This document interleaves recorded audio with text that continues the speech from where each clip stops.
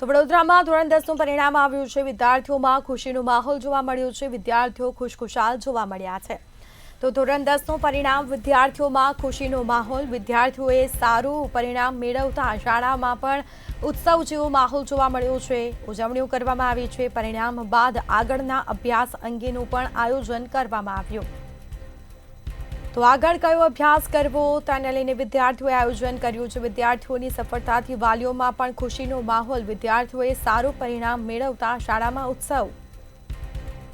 માતા પિતા સાથે શિક્ષકો પણ ખુશખુશાલ થયા છે। તો ધોરણ 10ની બોર્ડની પરિણામ જે આવ્યું છે તેને જ લઈને વિદ્યાર્થીઓમાં ખુશીનો માહોલ।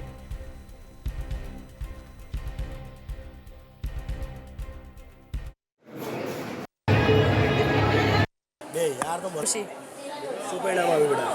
92.33% અને 97.76% આવ્યા છે। શું કરવાનું છે? આગળ CA માટે કોમર્સ લઈશ અને CA પછી કરીશ। એક મહત્વનો પ્રશ્ન કે તમે સોશિયલ મીડિયા ઉપયોગ કરો છો? એટલો નહીં, એક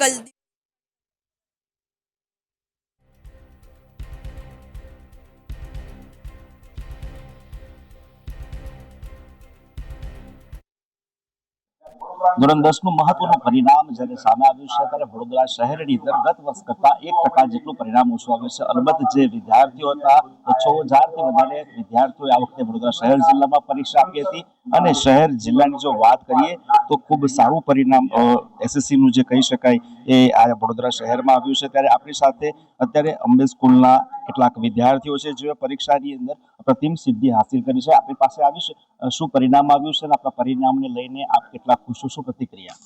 મારા 90% આવ્યા છે અને 96 પર્સન્ટાઇલ અને હું ખુશ છું એનાથી। સારા આવ્યા છે। હવે આગળ શું સાયન્સ સ્ટ્રીમ લેવાના છો કે પછી અન્ય કોઈ વિકલ્પ સાથે આગળ અભ્યાસ માટે વધવાના છો? હમણાં તો સાયન્સમાં PCM લીધું છે અને IIT છે એમ।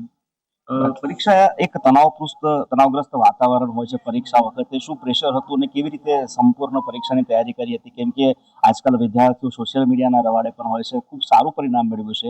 કેવી રીતે ટાઈમ ટેબલ હતું આપનું? કેવી રીતે અભ્યાસની અંદર પોતાનું ફોકસ કેન્દ્રિત કરતા હતા? હું તો મેક્સિમમ સેલ્ફ સ્ટડી કરતો હતો અને એટલે વધારે બર્ડન લેતો નહોતો, સ્ટ્રેસ નહોતો લેતો। પેરેન્ટ્સ જેવું કહેતા હતા એમના હિસાબથી એટલે બધા પેપર પ્રીવિયસ યર બધા પેપર સોલ્વ કર્યા। પછી ઇન્સ્ટિટ્યુશનમાંથી પણ ઘણા પેપર આવ્યા હતા અને ગૂગલ પરથી પણ થોડા ડિફિકલ્ટ ક્વેશ્ચન છે બધા સોલ્વ કર્યા। પછી NCERTઓએ થરો સોલ્વ કરી હતી 2-3 વાર। પછી દિવસમાં 10-11 કલાક તો થઈ જતું હતું સ્ટડી અને થોડું રિલેક્સેશન માટે થોડી વાર રમવા જતો હતો, ફ્રેન્ડ્સ જોડે ફરી લેતો હતો, બસ। બાકી સોશિયલ મીડિયાની વધારે એટલું। ચોક્કસથી અનેક વિદ્યાર્થી પણ છે। શું પરિણામ આપનું આવ્યું છે અને શું કહેશો પરિણામને લઈને? ભવિષ્યના શું સપના છે તમારા? મારું 92.33% આવ્યું છે અને 97.76% આવ્યા છે અને મેં વિચાર્યું છે કે હું આગળ કોમર્સ ફિલ્ડ લઈને CA માટે અપ્લાય કરીશ। મારો એમ CA છે।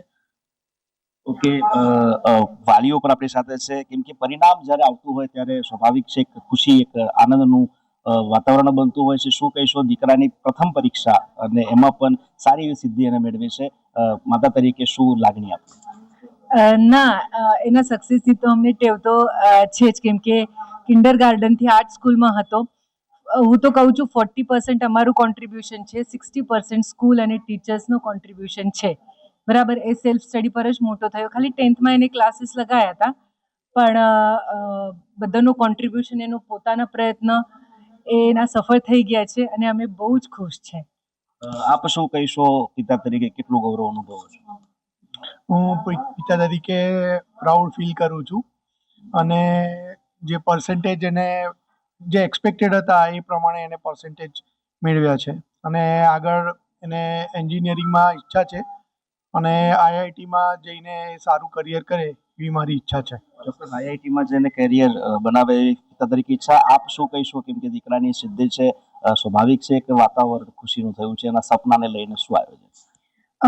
એને બહુ મહેનત કરી હતી, સાથે સાથે સ્કૂલનો પણ સપોર્ટ હતો।